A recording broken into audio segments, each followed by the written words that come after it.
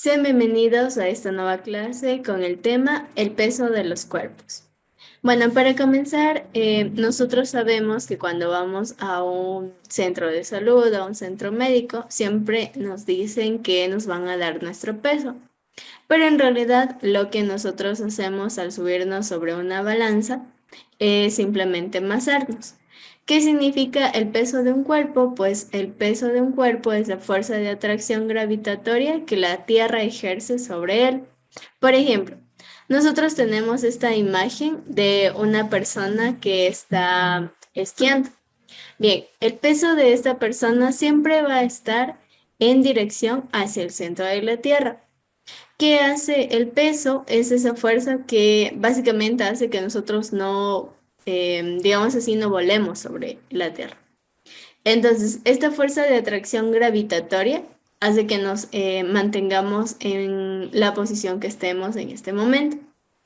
Bueno, para definir el peso de un cuerpo, vamos a utilizar solamente el módulo del peso y vamos a decir que el peso es directamente proporcional a la aceleración o la fuerza, en este caso, gravitatoria.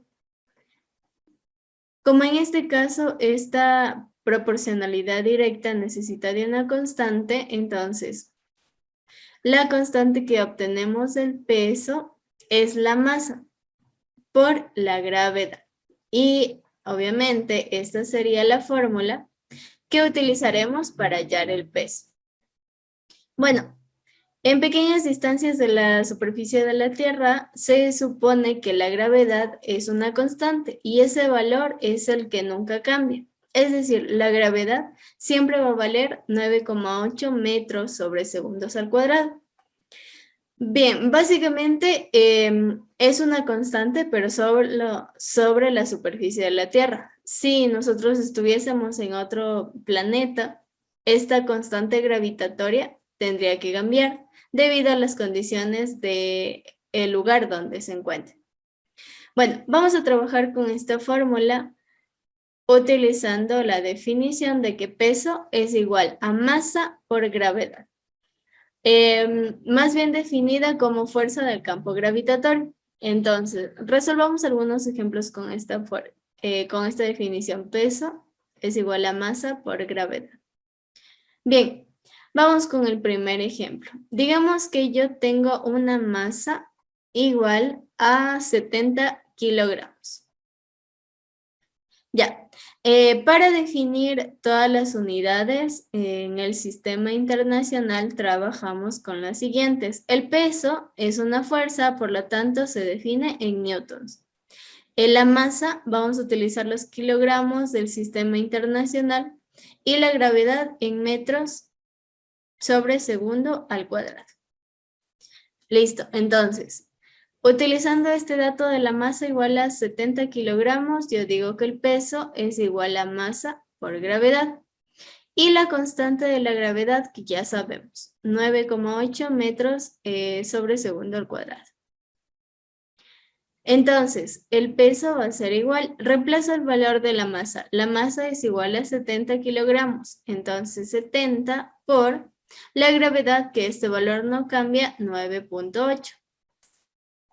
Realizo esta operación en una calculadora. 70 por 9,8 es igual a 686.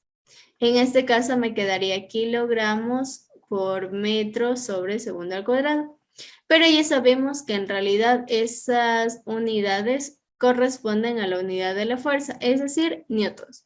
686 newtons. Bien, vamos con otro ejemplo. Supongamos que ahora tengo una masa igual a 80 kilogramos. Entonces, la fórmula no cambia. Peso es igual a masa por gravedad. El peso va a ser igual. La masa ahora es equivalente a 80 kilogramos y la gravedad, que tampoco va a cambiar, 9,8 metros sobre segundo al cuadrado. Listo. Realizo esta operación en una calculadora. 80 por 9,8, que es igual a 784, y vamos a definir de una vez la unidad. newtons. Listo. Resolvamos unos ejemplos más. Ya, digamos que ahora yo tengo una masa equivalente a 120 kilogramos. La fórmula no cambia. Peso es igual a masa por gravedad. Entonces voy a definir el peso. Peso es igual la masa de 120 kilogramos por la gravedad, equivalente a 9,8 newtons. Entonces, el peso va a ser igual. Multiplico ahora 120 por 9,8. 120 por 9,8 es igual a 1176. La misma unidad del peso, newtons. Y vamos con un último ejemplo. El peso es igual a masa por gravedad. Voy a definir una masa equivalente a 200 kilogramos.